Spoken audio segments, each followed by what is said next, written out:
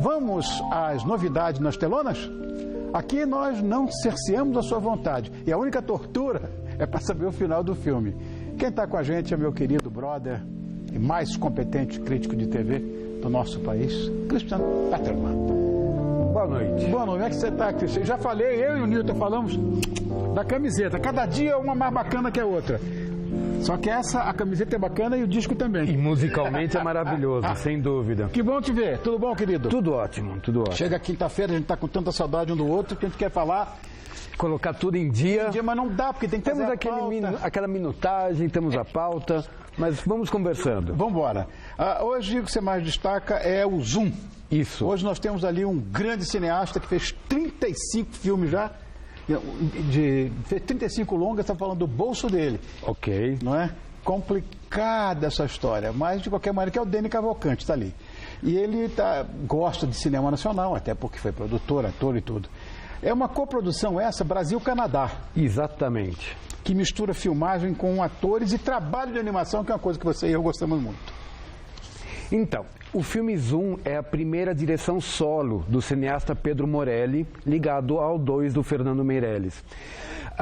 É uma história mais voltada, digamos, para um público jovem, mas eu espero que ele realmente encontre público e bastante variado, porque é uma comédia de ação bem interessante que costura 3 histórias ao mesmo tempo. Uma história é com a Mariana Ximenes interpretando uma modelo que quer virar escritora. Outra história é protagonizada pelo mexicano Gael García Bernal, que aí vemos, que é inteiramente em rotoscopia. É rodado e depois desenhado por cima do material captado. Gael García Bernal participa apenas na versão animada durante todo o filme. E a terceira história é de uma jovem que não gosta muito do seu corpo, que desenha histórias em quadrinhos e que trabalha numa loja que faz bonecas sexuais.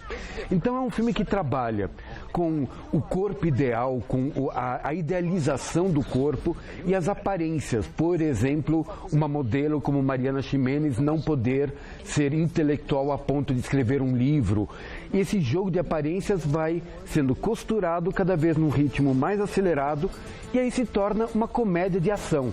O terço final do filme costura e mistura de uma forma muito bem arregimentada todas as tramas. E é interessante, ele tem ritmo, ele é bem decupado, boa trilha sonora de um DJ canadense, inclusive uma faixa que foi cedida por David Bowie pouco antes dele partir. É um dos ganhos, assim, uma das conquistas do Pedro Morelli, ter conseguido uma liberação a um bom preço de um clássico do David Bowie que toca em momento chave. Então, o tempo todo vai nessa costura de situações em carne e osso e essas animações em rotoscopia. O personagem do Gael García Bernal é um cineasta, como a gente vê aí pelo próprio desenho.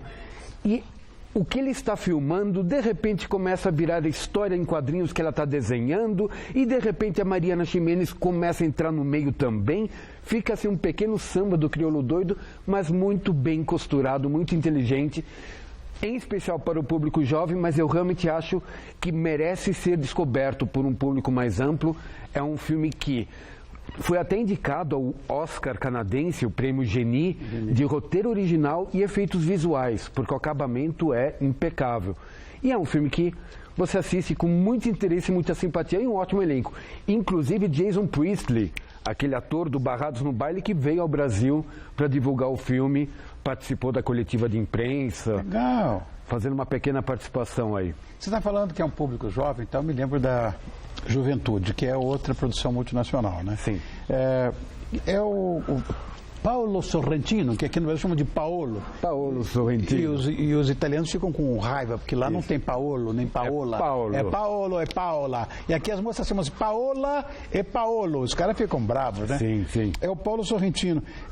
Ele ganhou mesmo esse Oscar? Como é que é esse novo trabalho? Ele recebeu um Oscar pelo belíssimo trabalho A Grande Beleza, que é um filme sobre Roma e sobre o hedonismo contemporâneos, e o aval da Grande Beleza possibilitou o Juventude, que é seu primeiro filme falado integralmente em inglês. Tá ali. E aí, Michael Caine. o nome é Juventude, mas os protagonistas são 2 octogenários, Michael Caine e Harvey Keitel, amigos de longuíssima data, que estão hospedados num hospital /spa nos Alpes suíços.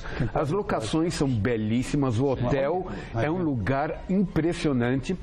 Michael Caine interpreta um compositor e maestro erudito aposentado, que não quer mais compor e nem reger, muito menos uma apresentação. E o Harvey Keitel, coincidentemente, é um cineasta, como o Gael Garcia Bernal, tentando realizar o seu último trabalho, que ele sente que vai ser seu canto de cisne. Ambos idosos, ambos sentindo a decadência do corpo, vendo a juventude do corpo em vários dos moradores e dos visitantes desse hotel. É um filme muito interessante, mas que sofre de histórias demais. São personagens demais, secundários em várias situações. Tem muita ideia, algumas muito boas, nem todas muito bem resolvidas. Mas Michael Caine e Harvey Keitel têm uma química fantástica. São 2 protagonistas muito interessantes, tratando da finitude, da arte. O personagem do compositor recebe um convite da Rainha Elizabeth para tocar para o aniversário do Príncipe Philip, e ele fica reticente, ele não quer sair da aposentadoria. E o filme conta com uma cena pré-final, que é uma rápida participação brilhante da Jane Fonda. A Jane Fonda entra no clímax da história, numa cena com Harvey Keitel que você fica de boca aberta. Até só de lembrar, me dei um certo arrepio aqui. É um fecho fantástico para o filme, mas é um filme que trata justamente da devoção à arte, de uma vida dedicada à arte, relações humanas, e como essas relações humanas acabam sendo repaginadas, reavaliadas na decadência do corpo, enquanto você vê toda a juventude, todo o desejo, todo o tesão orbitando à sua volta. São 2 filmes seguidos estreando que tratam justamente desse culto ao corpo perfeito ou a lembrança, nostalgia do corpo que já foi. E os 2 atores trabalham isso muito bem. Paolo Sorrentino faz em Juventude uma ode à velhice plena, mas também com várias nuances, com vários detalhes. Alguns detalhes a mais para o próprio bem do filme. Mas é um filme muito interessante para quem quer pescar ideias e ver locações maravilhosas, como eu falei, nos Alpes suíços. Agora, o que você achou? Não sei se você viu, né? O Casamento Grego 2, que é uma sequência. Foi um grande sucesso em 2000 e pouco, né? 2002. O Casamento Grego... 14 anos, se não me falar a Então, memória. 14 anos de diferença entre as 2 produções. O Casamento Grego 1 foi um sucesso surpreendente, inesperado de bilheteria, levou até indicação ao Oscar de roteiro original, e no ano seguinte, a Nia Vardalos, que é a roteirista e protagonista, aí vemos a Nia Vardalos, tentou até emplacar uma série na TV, que só teve uma temporada, não deu certo, mas então, 14 anos depois, ela conseguiu o feito de praticamente reunir o mesmo elenco, muitos da equipe técnica também se repetiram, o diretor mudou, mas para contar, digamos, mais do mesmo. Exatamente a mesma fórmula do filme anterior. Os personagens envelheceram, agora ela é mãe, tem uma filha adolescente, mas neste casamento por acontecer, ela descobre que os pais dela têm um casamento não oficial, não legalizado, que o documento que eles têm assinado não vale nada judicialmente. Então, em si, os pais dela são solteiros, e aí começa todo o quiprocó, bem a italiana, mas nesse caso bem grego, de família calorada, dá no mesmo, família calorada, de diz que me diz, de fofocas, segredos, todos em torno do preparo para esse casamento dos pais dela. Ela, numa relação que já está um pouquinho abalada. É um filme que você assiste com simpatia, ligeireza, saiu do cinema, acabou. É menos impactante, porque também tem menos originalidade do que o primeiro, levou a sua indicação ao Oscar. Esse filme vai fazer aquele sucesso moderado, calminho, tranquilo. Então não fez tão bem como poderia fazer. Não fez tão bem, em especial porque realmente você vê quase algumas cenas espelhadas, etc. Ele repete muito ideias que a Nia Vardalos teve na primeira e, digamos, ainda mais 14 anos depois, nesse meio tempo, o mundo globalizou de uma forma muito mais vigorosa. É até um tanto desnecessário a estereotipia com que se trabalha a cultura grega, os tipos, os pratos. É um pouco para americano ver, é um pouco hollywoodiano demais, por mais que ela tenha ascendência grega e fale de conhecimento de causa. Mas o que você vê no filme é realmente um retrato para fazer humor para os outros, para o estrangeiro. Então algumas situações são menos inspiradas, mas é um filme simpático, é um filme que se vê sem dor, desde que não tenha nenhuma ambição maior. É engraçado essa história de, como você falou agora, de fazer cinema para americano ver. Teve uma novela aqui que falava da Índia. E eu tenho um amigo indiano, certo, pessoa bem-sucedida, um cara rico e tudo, ele disse que não existem aquelas casas que tinha na novela, por mais rico que você seja. Aquilo não existe. É uma criação de uma realidade à parte. Né? Que, sim, luxo asiático é luxo asiático, a gente sabe disso, né? Sim. Ainda mais o luxo indiano. Mas as casas não são daquela não, que foi para brasileiro ver, né? Sim. Que foi lá para fora. Hoje tem dica de DVD? Hoje tem dica de DVD. Ou Blu-ray, né? Exatamente. E como estamos falando de comédia romântica, Casamento Grego, vamos falar de uma comédia romântica brasileira. Qual é? Que é o filme Bem Casado. Com Alexandre e a Camila. Alexandre Borges e Camila Morgado. Tá. Eu estou destacando esse filme, digamos, o Bem Casados é um filme 3 estrelas. Nada extraordinário porque tem a previsibilidade de uma comédia romântica.